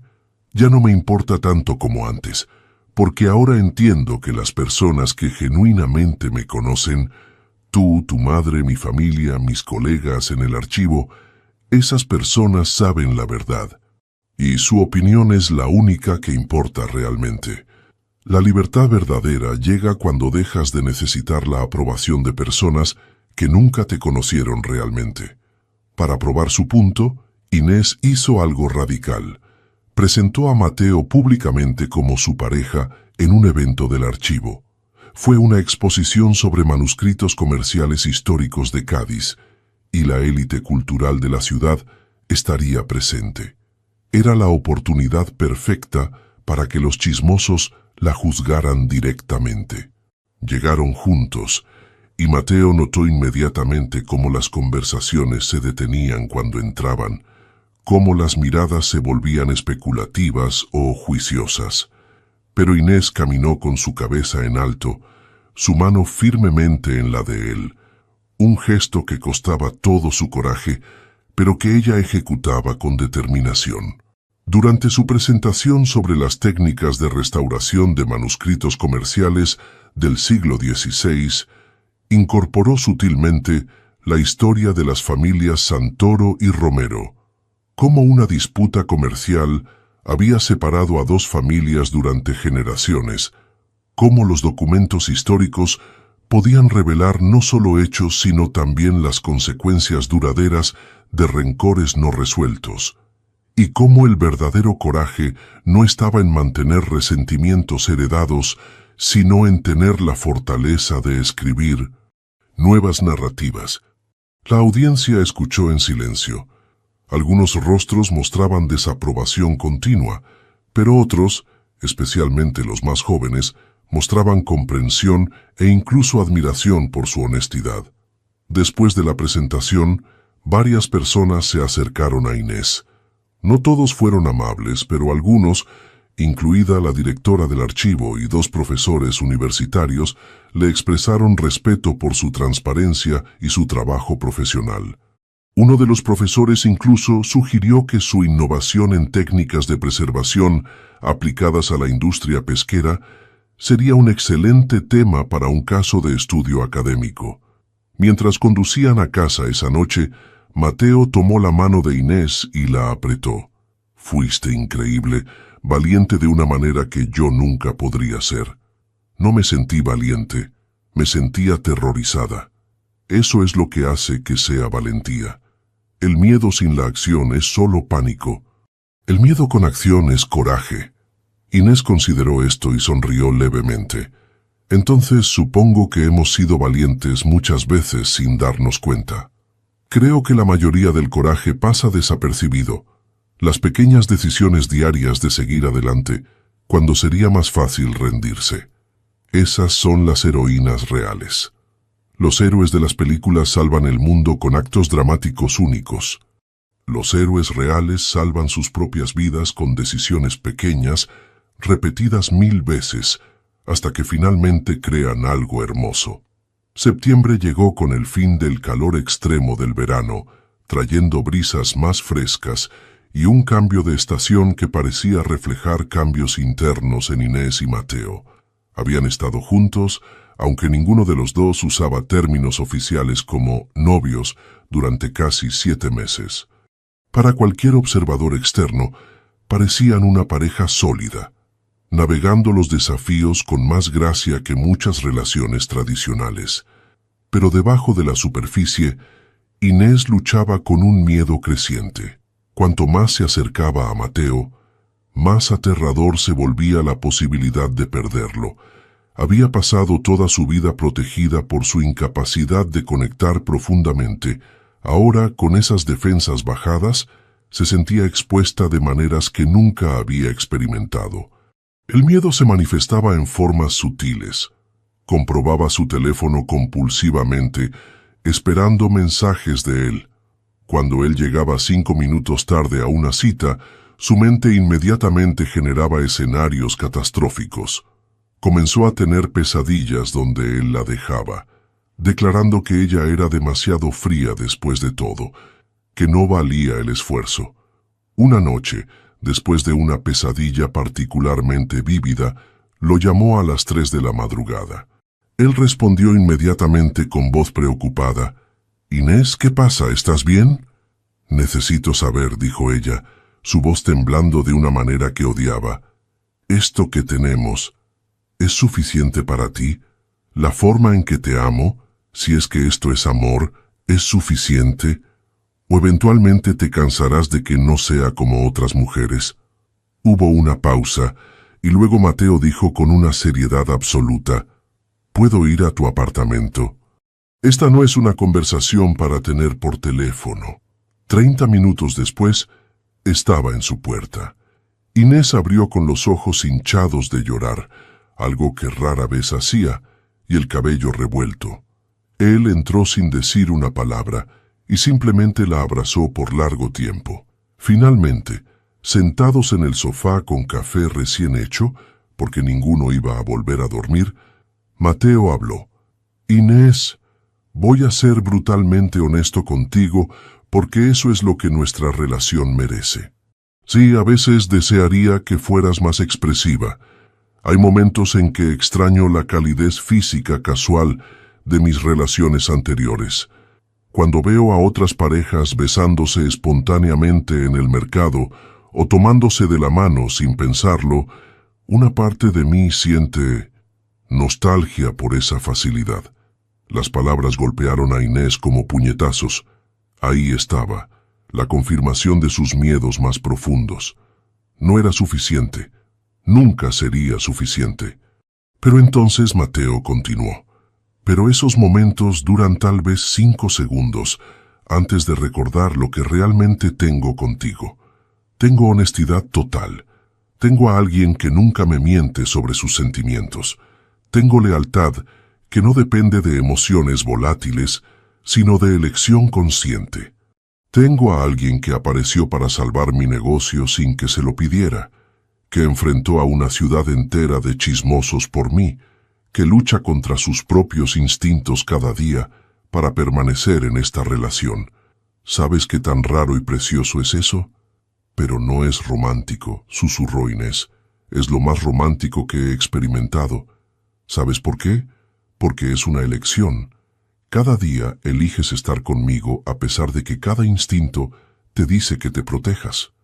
Cada vez que me tocas, sé que es un acto deliberado de valentía, no un reflejo automático.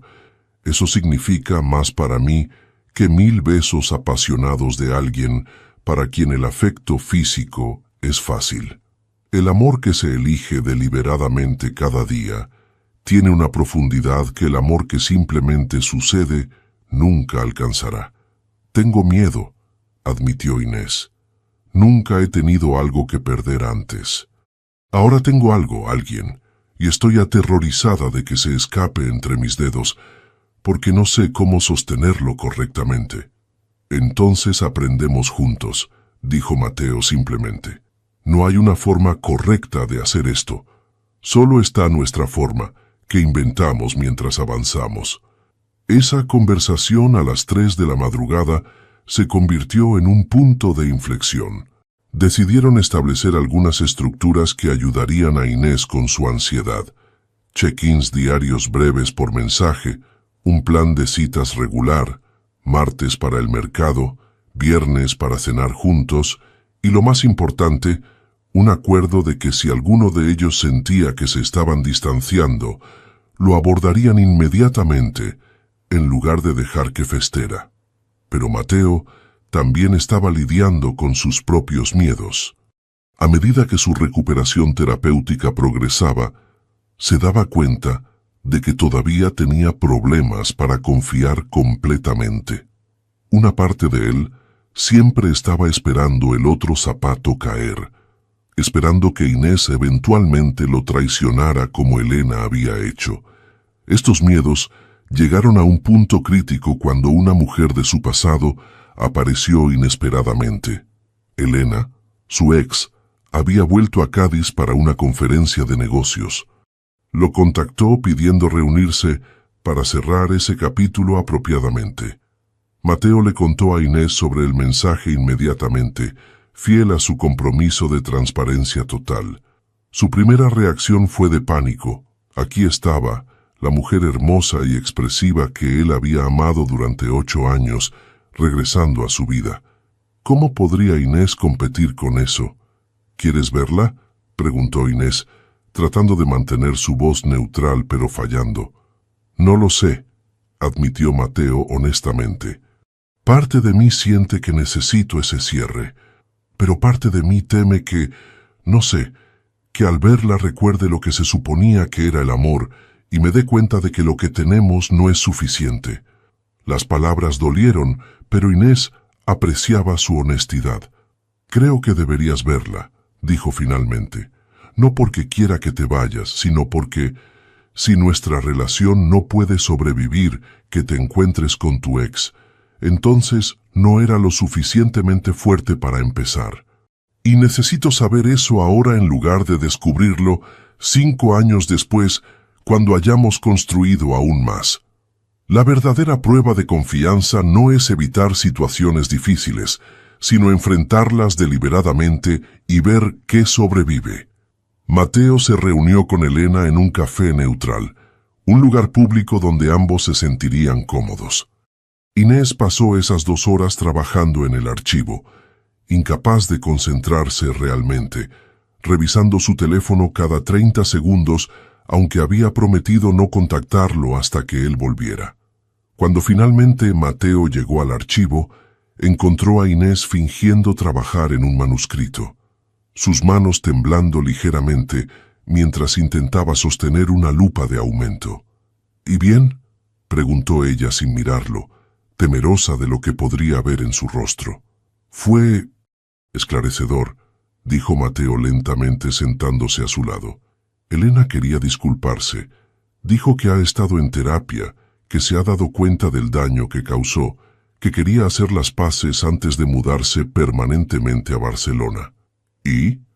Inés finalmente lo miró preparándose para lo peor. Y me di cuenta de algo importante. Verla no me hizo sentir nada excepto alivio. Alivio de que esa parte de mi vida terminó. Alivio de que ya no soy la persona que se perdía a sí misma en relaciones tóxicas. Ella es hermosa, segura de sí misma, emocionalmente expresiva, todas las cosas que pensé que quería. Pero cuando hablaba, todo lo que podía pensar era en cómo sus palabras eran solo palabras, sin el peso de acciones consistentes detrás de ellas. Y me di cuenta de que lo que tengo contigo, esta cosa extraña, anticonvencional y a veces incómoda, es más real que cualquier cosa que tuve con ella. Los ojos de Inés se llenaron de lágrimas. Esas lágrimas que ya no podía controlar completamente desde que había abierto su corazón. ¿Estás seguro? Porque todavía puedes elegir algo más fácil. Alguien más fácil. No me ofendería. Eso es exactamente por qué estoy seguro, dijo Mateo, limpiando suavemente una lágrima de su mejilla. Porque incluso ahora, en tu vulnerabilidad, te preocupas más por mi felicidad que por sostenerte a ti misma. Eso es amor, Inés. Tal vez no se vea como en las películas, pero es lo más genuino que he conocido. Se besaron allí, entre estantes de manuscritos antiguos que olían a tiempo y preservación, y por primera vez ambos sintieron que estaban construyendo algo que podría durar no porque estuviera destinado o fuera fácil, sino porque ambos lo estaban eligiendo activamente cada día. Octubre trajo consigo las primeras lluvias del otoño y un sentido de consolidación para Inés y Mateo. La empresa Santoro e Hijos no solo había sobrevivido, sino que estaba prosperando, gracias en parte a las innovaciones en preservación que Inés había introducido. Varios artículos comerciales habían destacado su colaboración como un ejemplo de pensamiento interdisciplinario en negocios tradicionales. El archivo histórico había recibido una subvención importante después de que Mateo, como uno de los empresarios más exitosos de la ciudad, hiciera lobby con el ayuntamiento para aumentar el financiamiento cultural. El centro cultural que había establecido en el antiguo palacete de los Mora estaba prosperando, convirtiéndose en un punto de encuentro para académicos y artistas locales. En la superficie, todo parecía estar alineándose perfectamente. Pero Mateo estaba luchando internamente con una pregunta. ¿Qué significaba compromiso a largo plazo para dos personas que habían rechazado deliberadamente las narrativas románticas tradicionales? La idea del matrimonio lo llenaba de ansiedad. Su único intento previo de compromiso serio había terminado en desastre, y sabía que Inés llevaba trauma de su boda cancelada. Pero al mismo tiempo, quería alguna forma de marcar que esto era permanente, que él no iba a ninguna parte, que había elegido construir su vida alrededor de ella. Le confió estas preocupaciones a su madre durante una de sus visitas semanales. Catalina, ahora considerablemente más saludable después de meses de atención médica apropiada y menos estrés desde que la empresa estaba estable, escuchó sabiamente. ¿Por qué asumes que el compromiso debe verse como lo hace todo el mundo?, preguntó ella. Ustedes dos han construido algo completamente único. ¿Por qué su compromiso no podría ser igual de único? La idea se quedó con Mateo. Durante semanas reflexionó sobre qué significaría un compromiso auténtico para ellos. No quería una propuesta de matrimonio tradicional, de rodillas en un restaurante romántico con un anillo de diamantes, porque eso parecía falso para quienes eran realmente. Finalmente, en una mañana de martes ordinaria en el mercado central de Abastos, su lugar sagrado donde todo había comenzado, Mateo encontró su momento. Estaban tomando café en el bar del mercado, como habían hecho docenas de veces antes, cuando él colocó un pequeño paquete envuelto en papel marrón sobre la barra entre ellos. «¿Qué es esto?», preguntó Inés confundida. No era su cumpleaños ni ninguna ocasión especial. «Ábrelo y verás».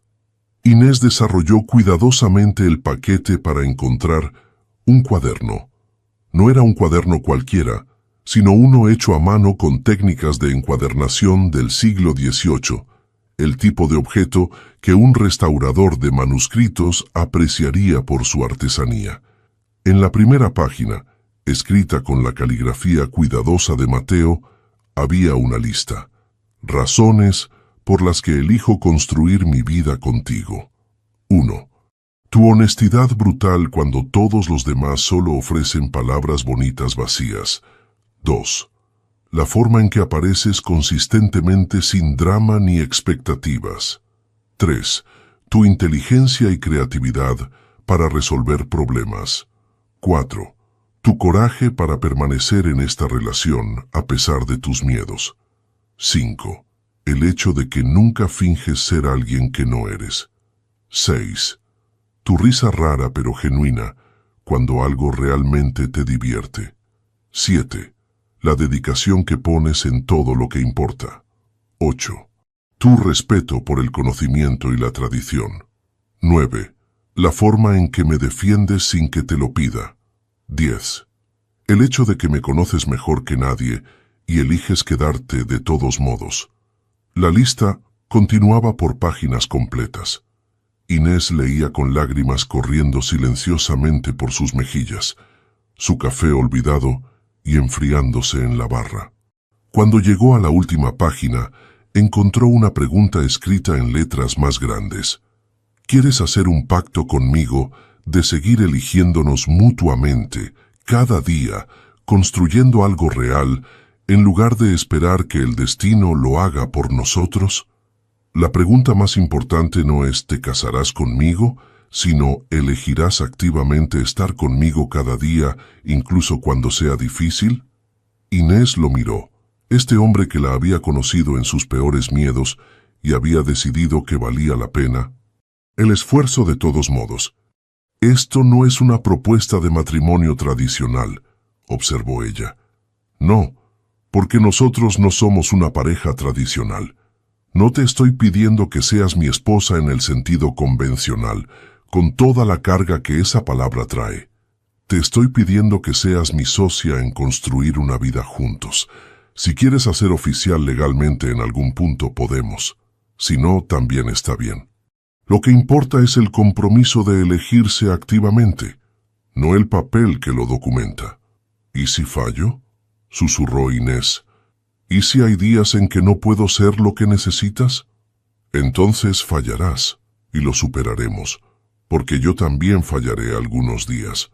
Esta no es una fantasía de perfección. Es un reconocimiento de que somos dos personas rotas tratando de construir algo completo juntos, y que está bien si el proceso es desordenado. Inés cerró el cuaderno con cuidado, sosteniéndolo contra su pecho como el tesoro que era. Sí, dijo simplemente. Sí, quiero ese pacto contigo.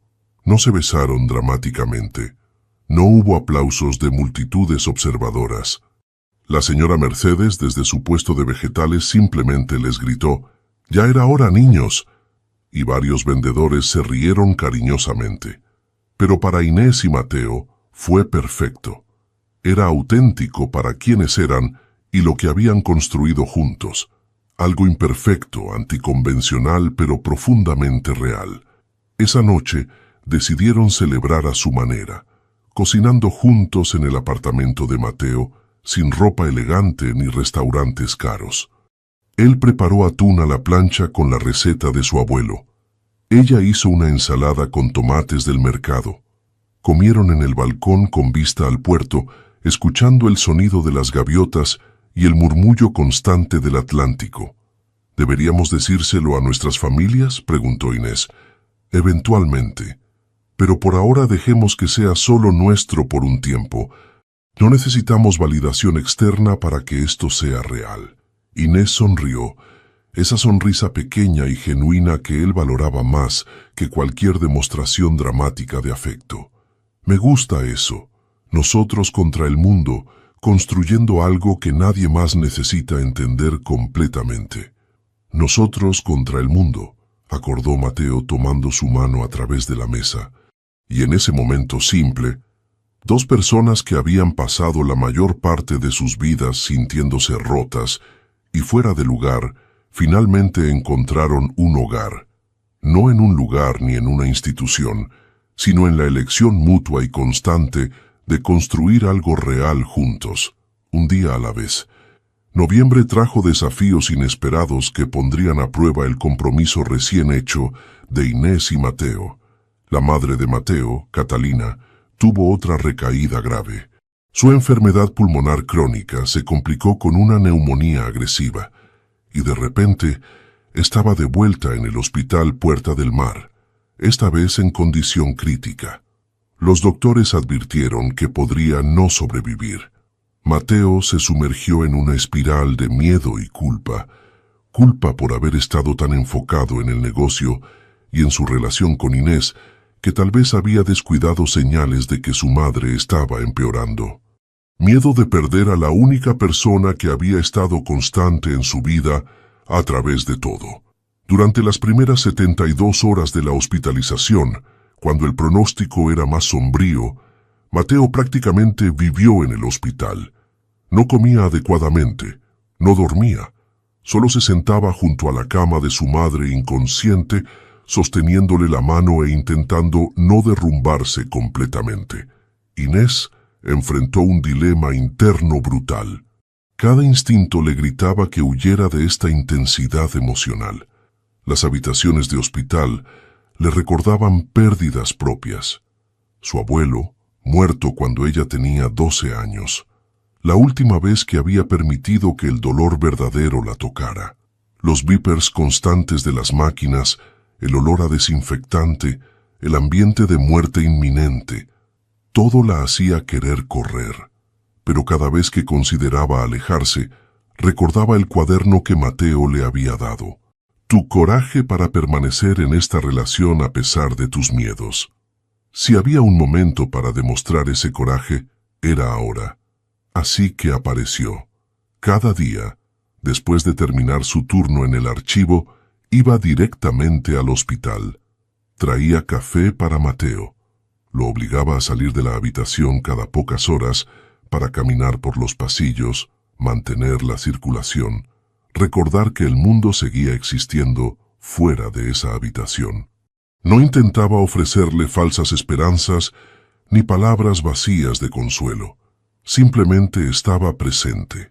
La hermana de Mateo, Isabel, que había volado desde Madrid cuando escuchó las noticias, observaba esta dinámica con fascinación. Nunca había visto a su hermano con alguien así, alguien que claramente estaba incómoda, pero que se forzaba a quedarse de todos modos. Tu novia es rara, le comentó a Mateo durante uno de los breves momentos en que Inés había ido a buscar más café. Pero la quiero. Alguien más superficial ya habría huido. Ella se queda incluso cuando cada parte de su lenguaje corporal grita que quiere estar en cualquier otro lugar. No es mi novia, corrigió Mateo automáticamente. ¿No? Entonces, ¿qué es? Es mi socia, mi persona, la única con quien puedo imaginar construir una vida. Isabel sonrió con tristeza. Eso suena como mucho más que una novia.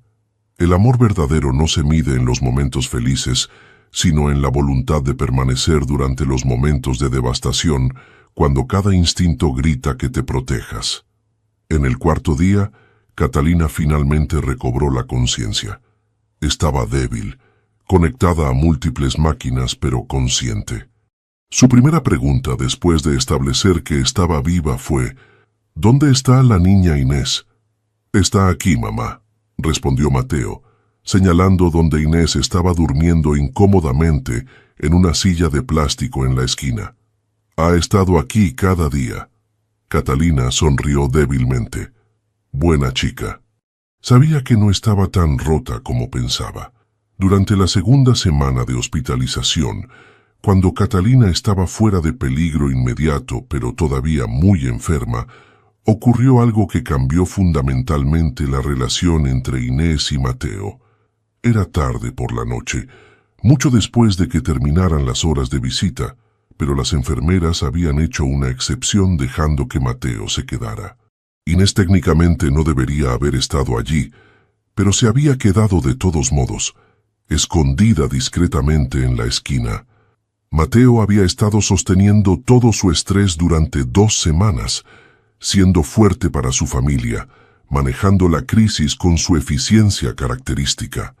Pero esa noche, algo en él finalmente se rompió.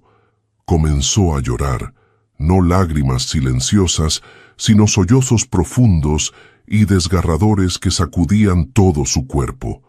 Lloró por su madre enferma. Lloró por su padre muerto. Lloró por todos los años que había pasado sintiéndose inadecuado. Lloró por el miedo de que si perdía a su madre, no quedaría nadie que lo hubiera conocido cuando era solo un niño, antes de todas las heridas y el cinismo. Inés, que nunca había sido buena consolando a la gente, que siempre se había sentido torpe con las emociones intensas de otros, hizo algo que la sorprendió a sí misma. Se arrodilló frente a él, tomó su rostro entre sus manos y lo miró directamente a los ojos. «Te conozco», dijo con una intensidad feroz. «Conozco al hombre que se levanta a las 5 de la madrugada para verificar personalmente cada envío. Conozco al hombre que se culpa por cosas que están fuera de su control. Conozco al hombre que es capaz de construir algo hermoso, incluso cuando está roto por dentro. Te conozco, Mateo Santoro, y no voy a ninguna parte. Tu madre va a recuperarse porque es una mujer terca que no está lista para irse. Pero incluso si lo peor sucede, no estarás solo. Me tienes. Siempre me tendrás». Fue la declaración más emocionalmente vulnerable que Inés había hecho en su vida. y significaba todo porque ambos sabían cuánto le costaba. Mateo la abrazó con una intensidad casi desesperada, y ella lo sostuvo tan fuerte como pudo, ofreciendo su fortaleza cuando la de él se había agotado temporalmente. En ese momento, en una habitación de hospital estéril bajo luces fluorescentes duras, con el sonido de máquinas médicas como banda sonora, se amaron más profundamente que en cualquier escenario romántico perfecto. Durante la tercera semana, mientras Catalina continuaba mejorando lentamente, Inés tomó una decisión importante. Pidió una reunión formal con la familia Santoro, los hermanos de Mateo, sus tíos, los primos más cercanos, en la sala de espera del hospital. Sé que algunos de ustedes tienen preguntas sobre mí y sobre mi relación con Mateo, comenzó Inés, su voz temblando ligeramente pero su determinación firme. Sé que no soy lo que esperaban. No soy cálida ni expresiva. No encajo en el molde tradicional de lo que debería ser una pareja para alguien de su familia. La hermana de Mateo intentó interrumpir, pero Inés levantó una mano. Por favor, déjenme terminar. Necesito decir esto. Amo a Mateo de la única manera que sé cómo amar. No puedo prometerles que alguna vez seré demostrativa o emocionalmente efusiva, pero puedo prometerles que siempre apareceré, que siempre seré honesta con él, que lo defenderé cuando esté en problemas y lo desafiaré cuando esté equivocado, que elegiré estar con él cada día, incluso cuando sea difícil, incluso cuando tenga miedo. Eso es todo lo que puedo ofrecer, pero lo ofrezco sin reservas. El coraje no es la ausencia de miedo, sino la decisión de amar completamente a pesar de él. Hubo un silencio prolongado. Entonces la tía mayor de Mateo, una mujer de 70 años que había estado inicialmente escéptica sobre Inés, habló. Niña, en 50 años de matrimonio con mi esposo, nunca escuché palabras tan honestas sobre el amor. Has estado aquí cada día durante 3 semanas. Veo cómo miras a mi sobrino. Veo cómo él te mira. No necesitas ser como todos los demás. Solo necesitas ser real. Y claramente lo eres. Uno por uno, los miembros de la familia Santoro expresaron su aceptación y apoyo. No todos estaban completamente cómodos. Algunas de las tías más tradicionalistas todavía fruncían el ceño ante la falta de demostraciones físicas de afecto. Pero había un reconocimiento general de que lo que Mateo e Inés compartían era genuino y valioso. Cuando Mateo escuchó sobre esta reunión más tarde, porque Inés lo había hecho deliberadamente cuando él estaba con su madre, estuvo abrumado. «No tenías que hacer eso», dijo, aunque claramente conmovido. «Sí, tenía que hacerlo. Si vamos a construir una vida juntos, tu familia necesita entender quién soy realmente. Y yo necesitaba demostrarles y demostrarme a mí misma que puedo ser valiente cuando importa». Esa noche, cuando finalmente dejaron el hospital, después de que Catalina les insistiera que fueran a casa y descansaran, caminaron por las calles nocturnas de Cádiz tomados de la mano. No hablaron mucho, ambos exhaustos hasta los huesos, pero había una solidez en su conexión que no había estado allí antes. Habían enfrentado juntos la posibilidad de pérdida devastadora y habían salido del otro lado más fuertes. Su amor, extraño, anticonvencional, construido consciente y dolorosamente, había sobrevivido su primera prueba verdadera. 6 meses después, en una mañana de mayo inusualmente cálida, el mercado central de abastos bullía con su caos habitual de vendedores gritando ofertas y compradores regateando precios. Inés y Mateo estaban en su lugar habitual en el bar del mercado, tomando café antes de comenzar sus días de trabajo. Pero había una diferencia ahora. Catalina estaba con ellos, considerablemente recuperada, aunque todavía usando oxígeno suplementario ocasionalmente. Su enfermedad sería crónica, algo que todos tendrían que manejar a largo plazo, pero había sobrevivido contra probabilidades difíciles. ¿Recuerdan cuando los vi por primera vez juntos?, preguntó Catalina, con esa sonrisa sabia que había perfeccionado después de 7 décadas de vida. Ustedes dos fingiendo que solo eran conocidos casuales, pero mirándose como si hubieran encontrado algo raro y precioso que no sabían cómo nombrar. No estábamos fingiendo, protestó Mateo. Realmente solo éramos conocidos casuales en ese momento. Mentiroso, dijo Catalina afectuosamente. Siempre supiste que ella era especial. Y tú, se giró hacia Inés, podrías haber corrido 1000 veces, pero te quedaste. Eso es amor. Inés sonrió, ese gesto pequeño pero genuino que ahora aparecía con más frecuencia. No se sentía como amor al principio. Se sentía como curiosidad, supongo, y luego como elegir no huir cuando hubiera sido más fácil hacerlo. Pero sí, eventualmente se convirtió en amor. Simplemente no es del tipo que reconocí en las películas. El amor más profundo no anuncia su llegada con trompetas y fuegos artificiales, sino que crece silenciosamente, raíz por raíz, hasta que un día miras alrededor y te das cuenta de que has construido un bosque completo. La vida de Inés y Mateo en los meses siguientes a la crisis hospitalaria se había estabilizado en patrones gratificantes. La empresa Santoro e Hijos estaba prosperando, habiendo expandido sus